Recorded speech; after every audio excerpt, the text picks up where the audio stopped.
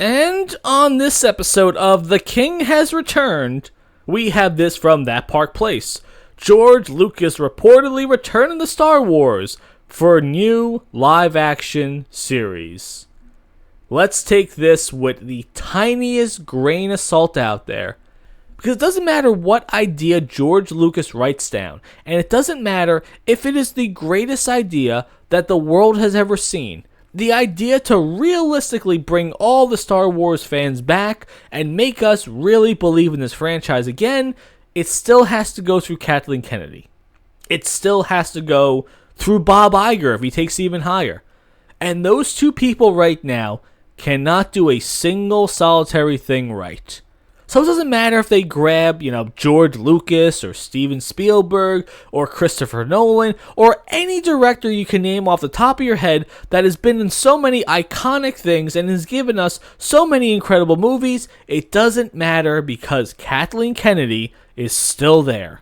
If George Lucas was to come in there and do a Star Wars live action series, and Kathleen Kennedy was gone, and he is now the new face and runner of Lucasfilms, then yes, I would say there is a slight chance that George Lucas will make something that people will like.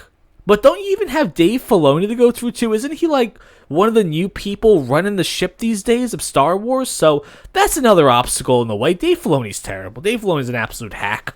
Dave Filoni can't do anything right these days. But you know what? He's still there. And as long as he's there, as long as Kathleen Kennedy's there, and as long as Bob Iger is there, nothing good will come out of this company. So, I am not going to remotely jump for joy. I'm not even going to remotely speculate. I'm not even going to remotely theorize on anything that this man is going to bring to the table because it doesn't matter. Just like as I've said many times, I don't think Sam Raimi was really part of Multiverse of Madness. He was there in name alone, and everything I've seen from Mahler's 4-hour video of that, with all the behind-the-scenes footage, Sam Raimi was not talking at all. It was all this guy, Michael Waldron. And this was the guy, like I said, in all the interviews that were shown, all the ones that I've seen, he was the one doing all the talking. Sam Raimi does write a lot of the stuff he directs. Sam Raimi does have a certain art style with his directing. Sam Raimi could see gargantuan plot holes in a movie. Multiverse of Madness might have been one of the most detrimental movies to the MCU so far. A movie that screwed everything up for everyone in the MCU and every multiverse that exists in that universe. You think Sam Raimi would have done that?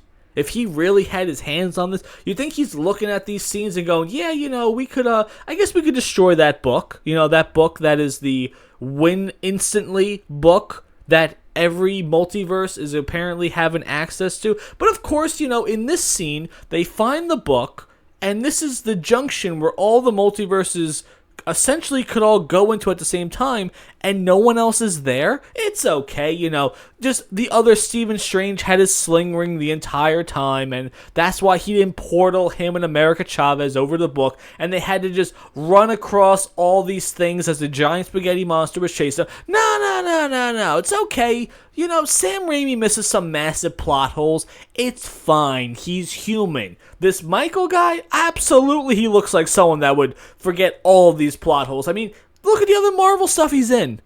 Look at this is the man that's going to be doing Secret Wars and the Kang movie. And all this again brings us back to George Lucas, who I believe will have nothing to do with Star Wars. There is no way that Disney right now, with their feminist propaganda and woke shit going on, there is no way you're going to bring in this white man that's going to run your entire company. Maybe Dave Filoni, because, I could believe they look at Dave Filoni and say, yeah, you're not intimidating at all, but there's no way you're bringing in George Lucas, whose name is more imposing and has more weight to it than all these other rejects you have in Star Wars right now. There is no way you're going to allow this guy to outshine every one of them. So, no. I read this article, I'm thinking, yeah, there's no way this is going to happen. There's no way. Because he will be there in name alone. and that's it. But what do you guys think about that? Do you think there's anything to this? Do you think there's a chance that George Lucas might come back and save the Star Wars universe? Let me know what you think about that.